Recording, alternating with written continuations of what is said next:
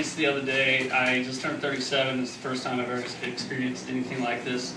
I had an Uber pick me up, and I don't know if you use Uber, but the guy picked me up, and his name was Seydou, S-E-Y-D-O-U. I don't know if I pronounced it right, but I don't really care, he's an asshole. And I opened the door, and he is blaring Wiz Khalifa, which is fine, because I like Wiz Khalifa. I get in the car, he backs out, and he takes his first turn, and he changes the station to country. And I said, "Did you change that for me?" And he was like, "Yeah." And I was like, "Change it back." And then he's like, "Oh, you don't like country?" I was like, "No." He's like, "Oh, that's okay. I kind of like country." I was like, "Bullshit." I mean, you're lying to make it. Whatever. I was profiled. It was fucked up. It was weird. I don't know. It's never happened to me, and it's just weird, man. Racism is crazy. It really is. Like, I kind of get it now. It is kind of nuts though, because just for example, everybody clap if you don't even have to like him, but if you're proud that we have a black president, everybody clap. Racist. He's half black, but that's enough for you. All right. His mom's from Wichita, Kansas. Is there any bear whiter than Wichita, Kansas? But so how racist is that? Like, are we so racist that we're like, he's half black, that's enough? We're just gonna, or are we easing our way into that? I'm just saying, it's very strange. But we just, nobody ever talks about the fact that he isn't. Everybody's like, oh, black president, black president. Well, he's not. No, he isn't. And, like Barack Obama isn't the whitest name ever. But half black, half white, if his name was like Leroy Jefferson, he would not have been elected. Somebody else who's not going to be elected, a female president. That's right. Amen. And that's way more sport than I expected. Thanks. It's not about her. It's not about who it's going to be. We can't ease into a female president like we're easing into a black president. Start off half black, and maybe we can't start off half female. Well, Bruce Jenner's not running. I don't watch the interview. He might have announced it. I don't know, but. Anyway, my wife loves that joke.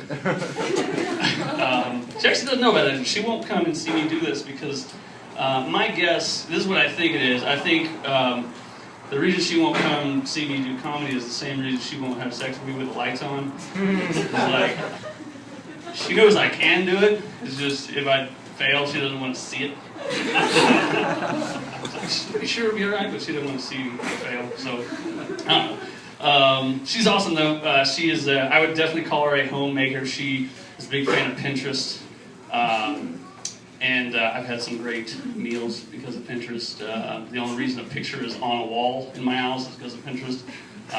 She used that, and she had this one little project. She was going to make our guest bathroom very, very comfortable for our guests. And so it had this little cup, and it was like a little travel toothpaste and brand new fresh, unopened toothbrushes and little travel deodorant and all these little things in there, and all these are all meant to make our guests, if they're in our bathroom, feel comfortable.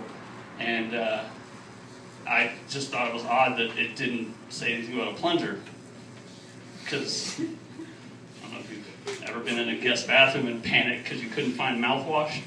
Like, I think a plunger is key to making that bathroom comfortable.